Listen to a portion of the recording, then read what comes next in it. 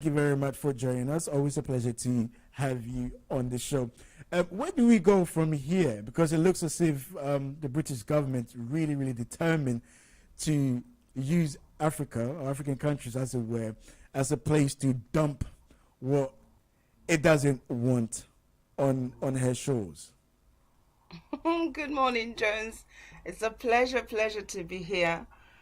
Oh, wow, Jones, she made that statement in the comments and then she put out a tweet announcing that this groundbreaking deal had been reached. And, right now it sounds a bit like um, world beating app, quite frankly, because there is no, the details of this deal is so sketchy. Yeah. The question is, what is the deal? In 2011, when when Cameron was the prime minister and Goodluck Jonathan was the president of Nigeria, there was some sort of agreement between Nigeria and the UK that they would return criminals to Nigeria to serve time. So if they were found to have committed a crime here in the UK and they were of Nigerian origin, they would send them back to Nigeria to serve the time. But then they decided at the time that the conditions of the Nigerian prison were not good enough and that what they would do is provide money to build an extra wing of the Kirikiri prison in Lagos. So they had proposed something along the lines of £750,000. Well, that conversation, that agreement sort of, staled, didn't do very much. Then 2014 came along. Then they revived it again and said, okay, yes, we still want to do this. And, the then foreign secretary, 2017, 2018, who's our current prime minister, also said, yes, we're going to do this, so they put together a proper MOU, signed this MOU, and went ahead and to do some kind of feasibility studies. They spent £14,000 trying to get an architect to do a drawing and do the studies and whatnot, and then they proposed to scrap it. So ever since then, we don't know what this new deal is. She suddenly makes an announcement that Nigeria had signed a groundbreaking deal. When was this groundbreaking deal discussed? What are the terms of this groundbreaking deal? And what does that mean for, citizens of the United Kingdom who are also of Nigerian origin, Yeah. who have committed a crime? Yeah. What are you saying? What does it mean? And the Home Secretary is very good at using these words of, we're trying to get dangerous criminals off the streets. But Yeah. the police reported last year alone that, we had 5.8 million, 5.8 million crimes were committed in the United Kingdom alone. So when you think about the level and the number of crimes that are being committed, how many of these are Nigerians? How many, is this really the way to tackle taking dangerous criminals off the streets? Or we just like to, continue with our racist, hostile environment, giving it great labels and shifting the blame instead of addressing the issues of not investing enough in the police, not truly dealing with crime on the ground here on the streets of London or, Hull or wherever part of the UK that things are happening. But then, we make these she makes these statements, and if you're not keeping your eye on the ball, you think, oh wow, she's really doing something, but it's just a statement. Yeah, I mean, you're right in what you're saying with in regards to how sketchy the policy actually is. But what struck me, looking at what she tweeted, she said that they will be taking foreign criminals to Nigeria. The emphasis being foreign criminals. And, I tweeted about this. I actually tweeted at her, not that I was expecting her to respond. But I remember I said, look, Nigeria as it is has its own internal security issues, let alone taking on the burden of British so-called foreign criminals. And if I may add, it was the same British government that referred Nigeria as being fantastically corrupt. But now it's just so happened that Nigeria is all safe now, and this is where they can dump foreign criminals. I mean, the issue here is still tackling the quote unquote illegal immigrants, foreigners, which I have a problem with, Priscilla. I mean, to be fair, I think again, it's back to the use of words. Because they use the words illegal migration, illegal immigrants, illegal this, illegal that, to make it sound like, oh my God, these people are just terrible people.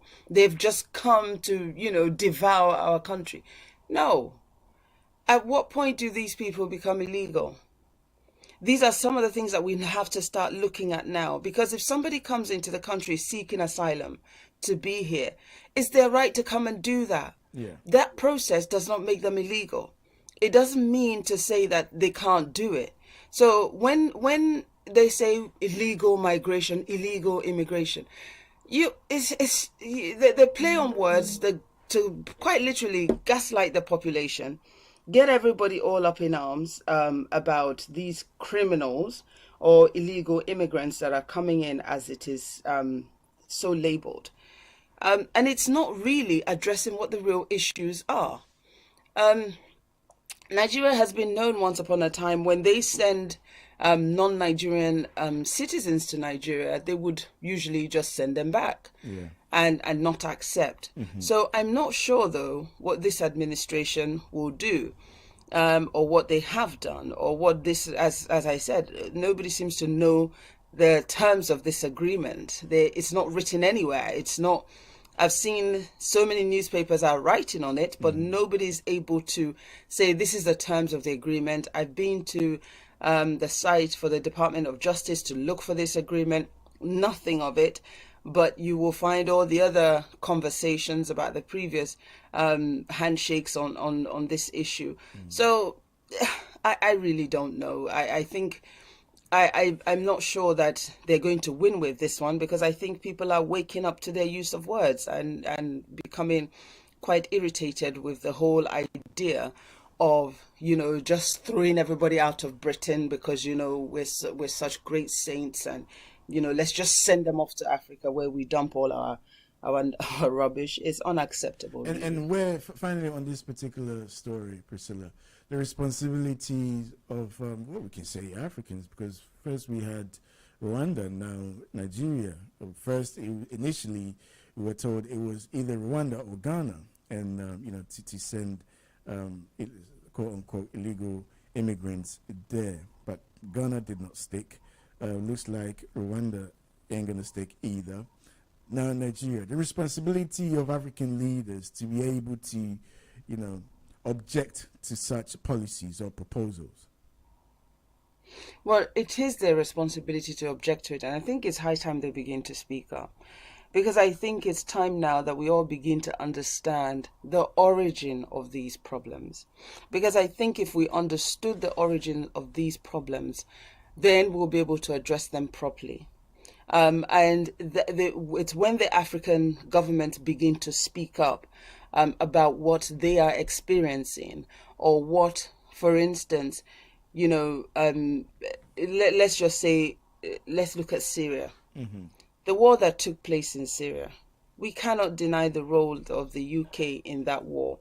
But then when refugees come from Syria to come to the UK to seek greener pastures, we treat them like, how dare you come here? What are you coming here to do? Yeah.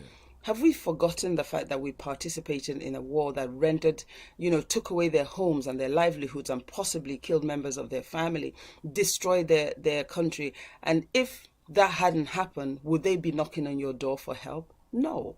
So I think it's that aspect of this whole thing that needs to be addressed. And I think that aspect of it, the African leaders need to begin to speak up and say, hey, this has to stop, because this is hypocrisy of the highest order.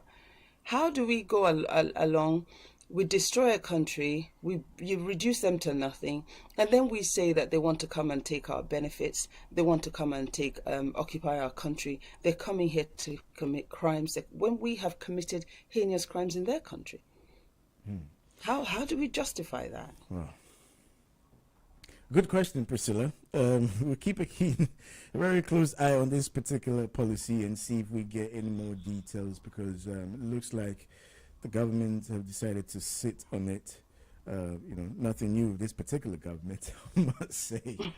They're so interesting, aren't they? Yeah, but I want us to move on. Earlier on, before you came on air, I made this assertion, Priscilla, that this was actually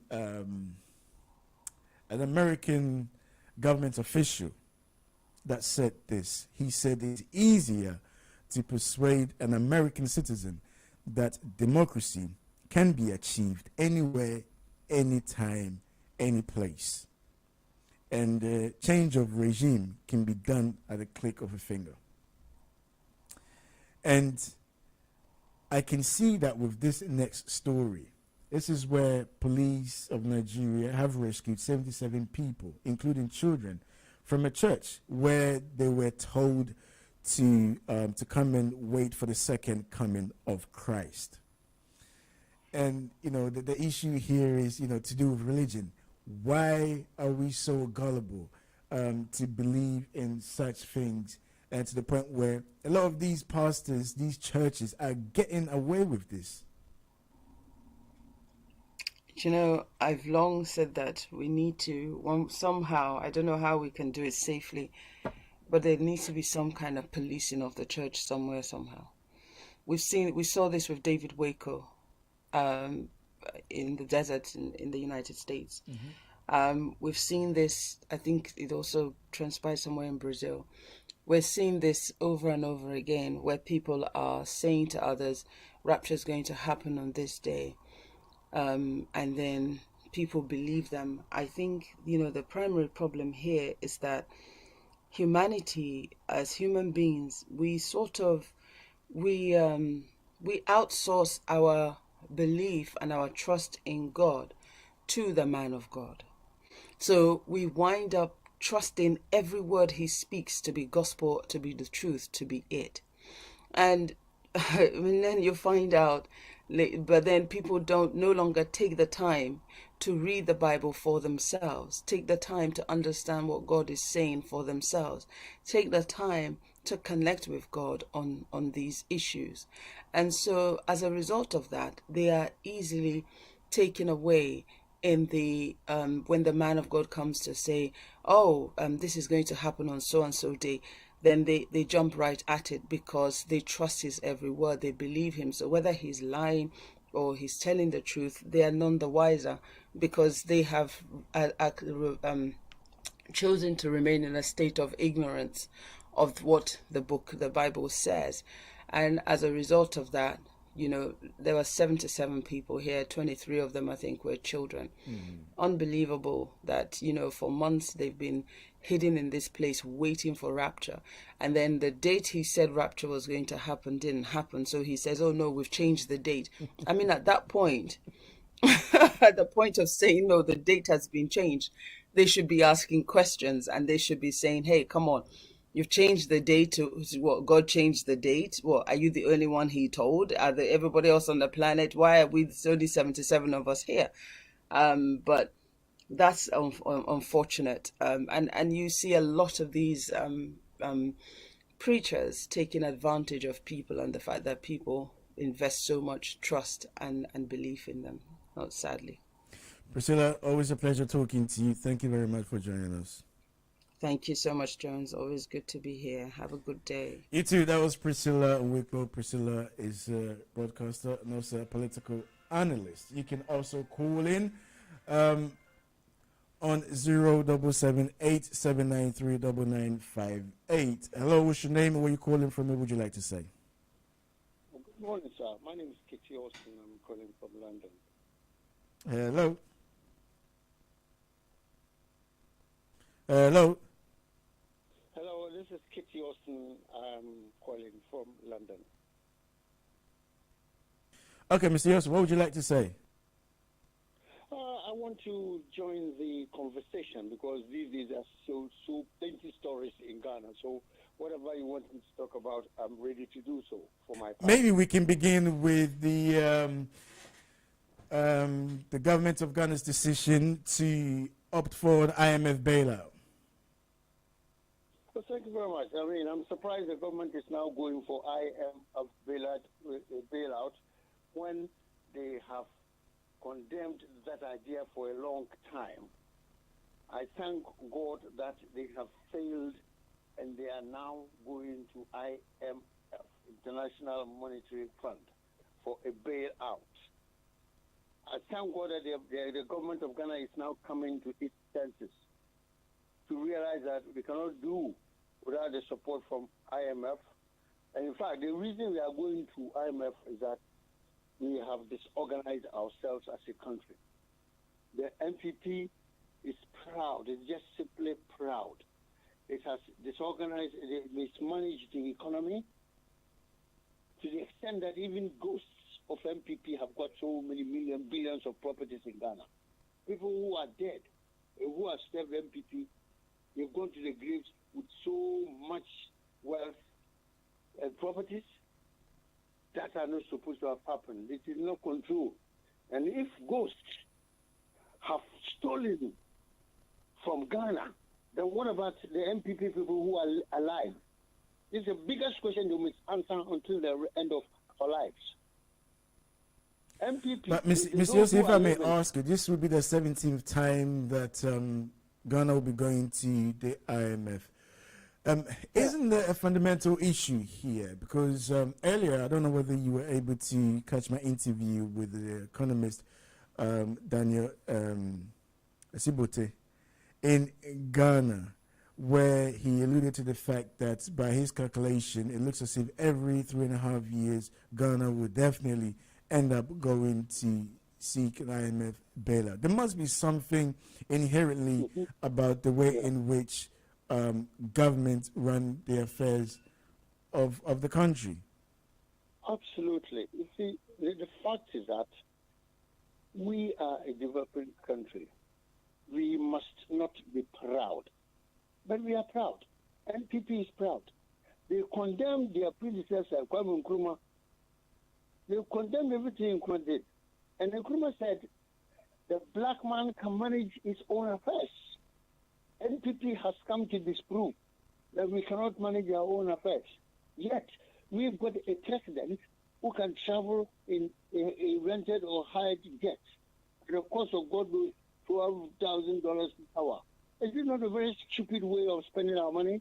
And today they are going to IMF. I hope to God IMF does not give them a penny. IMF must not give Ghana a penny. Look at the flamboyance of Akufo-Addo as president of the country. And all the members of MPP are sitting quiet and observant. Are they wise men or foolish people? That's a big question. Are they fools or they are wise? A wise person wouldn't rent jets when you are poor. When Ghana itself hasn't got an airways, we have not got a plane. How come you are so proud going to New York to speak at the United Nations conference or whatever in a rented jet? You are not polite. You are not poor. Now you are going to tell IMF, I'm sorry, we are poor. It does not make sense. We must never forgive an NPP. Forget that one alone. You are a poor man, you go in a rented jet. When I'm going to Ghana, I'll go by the cheapest flight possible. I don't go by business class. The president, Mr. Because normally, ordinary Ghanaian can't afford business class. But Akufo-Addo travels above business class, especially rented jets. In the end, when we spend all the money of Ghana, now we are going to IMF for a bailout. We are waiting to see the conditions that are going to be given to us. Once you go there, they tell you what to do.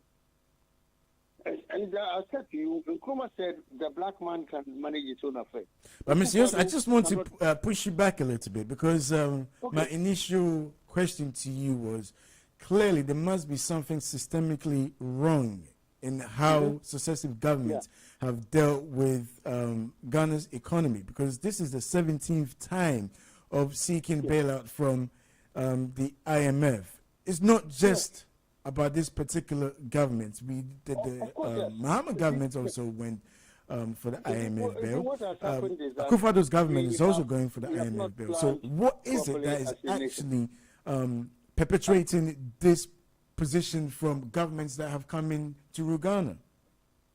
Jones, but anybody who has been alive for at least 40 years, any Ghanaian who is 40 years and above, can see something. Some few years back, we had the railway train services. It's all dead and gone. Even the railway lines have been stolen by people, where the government is watching. Nothing is working in Ghana.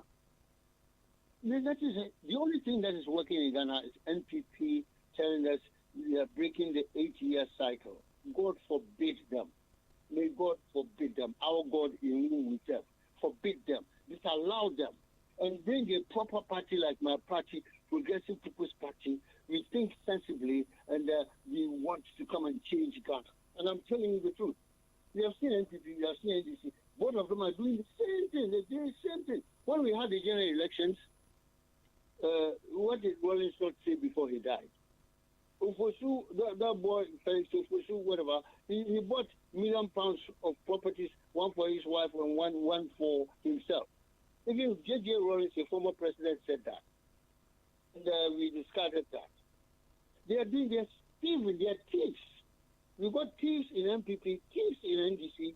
They have mismanaged the economy. Now they are struggling. They can't go anywhere. That's why we go to IMF. You must really probe them at the general election. You must question them. Any sensible Ghanaian would not vote for these two parties to come and rule us again because they have stolen our money and we have no way of challenging them because we are not in power. That is, other political parties are not in power. This is the job we are doing now. We are working to get together to go and fight the election as a one unit. After all, the NPP itself was six political parties that became NPP, United Party. We are going to do the same thing for 2024. Not just my party. It will include CPP. It will include GCPP. It will include all the independent candidates, all the smaller parties. We will come together because Ghana must be wise now. We are not stupid. We are not fools in Ghana. So only a few foolish people have been managing our affairs for the past 20, 30 years and then confusing everybody. It makes Ghana a hopeless place.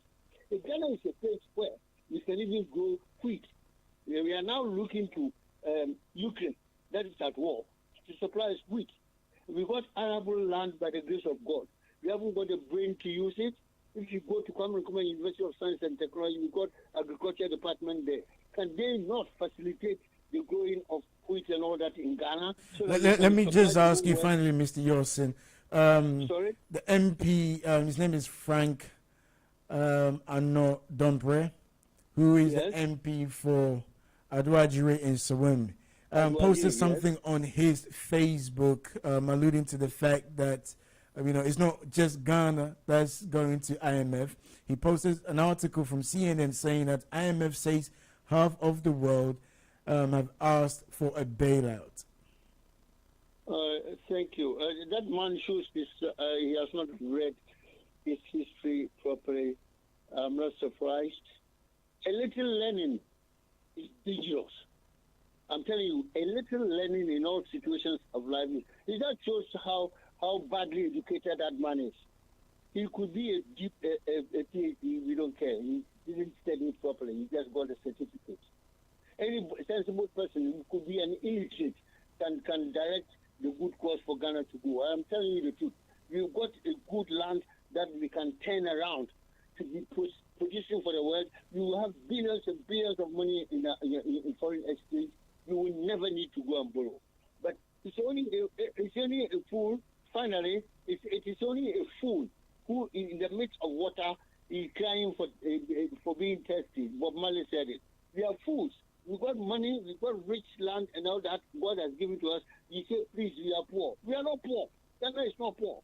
So don't pray whatever he's saying, whoever half of the world are poor. That man is ill-educated, not properly educated, just like me, as me. Not at all.